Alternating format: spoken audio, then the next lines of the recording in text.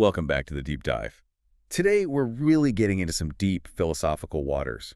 We're tackling the core arguments around human choice, freedom, and maybe even destiny, drawing heavily from Jonathan Edwards' monumental work, Freedom of the Will. Yeah, this is quite the text. It's dense, no doubt about it. But Yes. the ideas in here, they really push back against, what most people just assume about free will. So our mission today for you listening is basically threefold. Okay. First, we want to nail down a really precise definition of the will, according to Edwards. Second, identify the big philosophical problem he sees with the whole idea of a self-determining will. The idea that the will chooses itself. Exactly. And third, we need to unpack the pretty clever way Edwards tries to square this idea of necessity, things having to happen, with genuine moral responsibility, praise and blame. All right, let's dive right in, defining the terms first. When Edwards talks about the will, Mhm. what exactly is it? He says it's the soul's faculty for choosing or Okay. simply preferring. That's the essence of it. Will equals choice.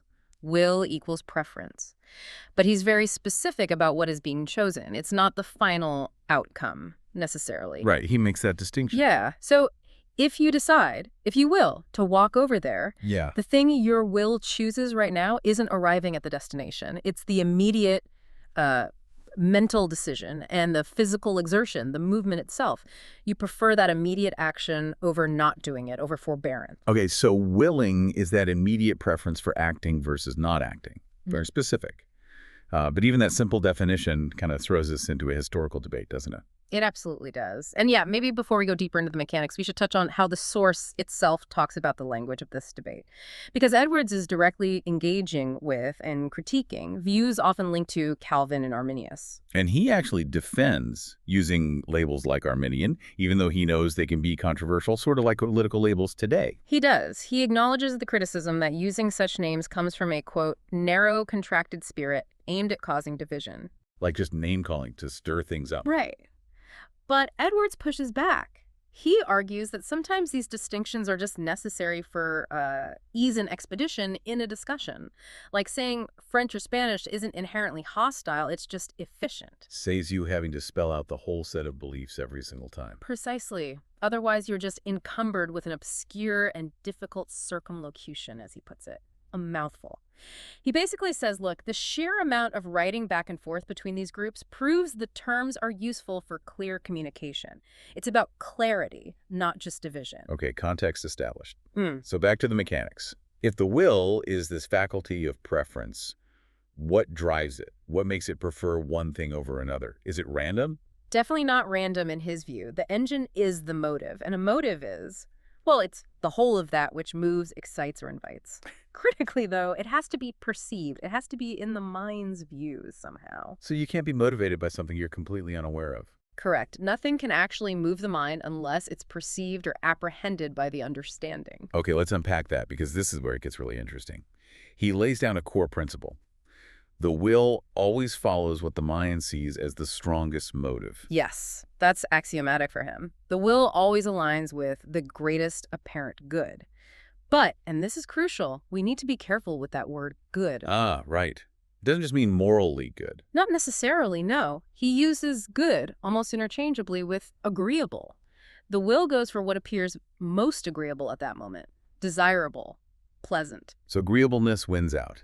If eating that entire cake seems overwhelmingly agreeable right now, my will chooses that, even if my intellect knows it's a bad idea long term. That's a perfect illustration. The appearance of agreeableness is key, and it's shaped by lots of things. The nature of the object itself, sure, but also how vividly you perceive it. Like smelling the cake is more powerful than just thinking about it. More immediate. Exactly. And also, crucially, your own state of mind, your habits, your mood, your background, your education, all that shapes what looks most agreeable to you in that instant. But if the will is always determined by the strongest perceived agreeable thing, doesn't that make us sound like sophisticated machines? Just preference maximizers. Where's the freedom in that? Well, that leads us straight into his critique of the opposing view, the Arminian concept of the will having a self-determining power. The idea that the will directs itself. Yeah.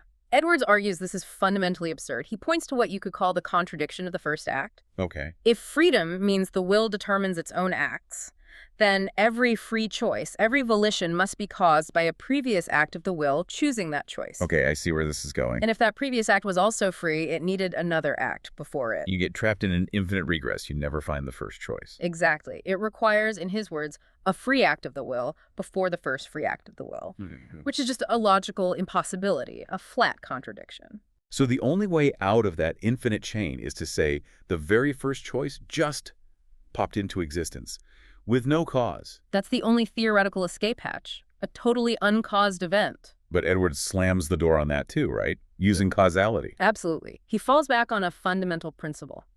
Nothing happens without a cause. Things that are self-existent must be eternal, unchanging, but anything that begins to exist, like a choice. Needs a reason, a foundation outside itself. Right. He says thinking a choice can just arise from nothing is as crazy as thinking, the human soul or an angel or the globe of the earth should come into existence without a cause. An act of the will is an event. Events have causes. That cause must come before it. So the self-determining will just doesn't work logically. That's a pretty powerful argument against it. But what about the classic counterexample? The situation where motives seem perfectly balanced, like Buridan's ass, or Edwards uses two identical eggs, or maybe two cakes. Yes, the perfect indifference scenario.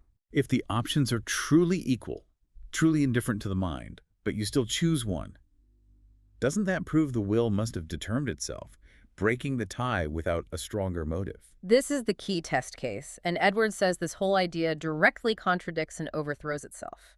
Think about the claim. The will chooses cake A while being perfectly indifferent between A and B. Okay.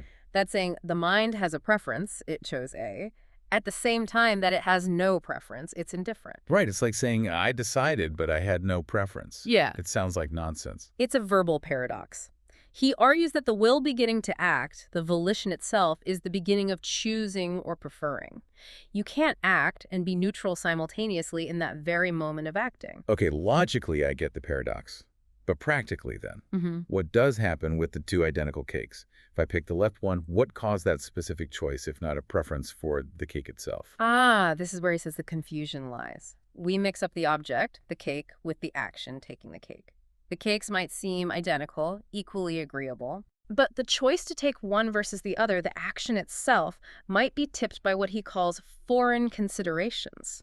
Things totally outside the inherent value of the cakes. What kind of things? Well, maybe your eye just happened to glance left first, or the light hits that one slightly differently. Maybe you unconsciously tend to reach left, tiny, almost imperceptible things.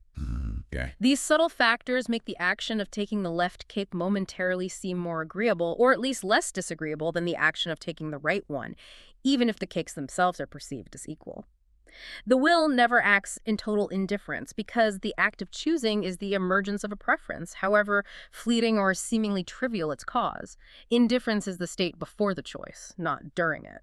That really reframes it. Freedom isn't about uncaused choices from neutrality. It's about acting on inclination, even if that inclination is subtle. So this leads us to the really big one, responsibility. If everything is determined by motives and inclination, how can we be held responsible? We need to talk about necessity. Yes, the crucial distinction he makes. There's natural necessity. That's physical force or constraint. If you're locked in a room, you're naturally unable to leave. Makes sense. Then there's moral necessity.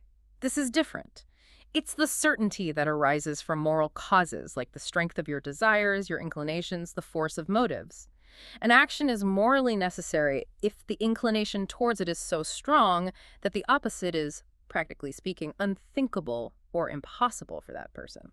Okay, but if our actions are morally necessary, meaning we can't choose against our strongest inclination, how does that leave room for praise or blame? Doesn't that make us puppets of our desires? If I have to do good because I was built that way, am I really praiseworthy? That is the core objection he tackles, and his answer lies in defining moral inability.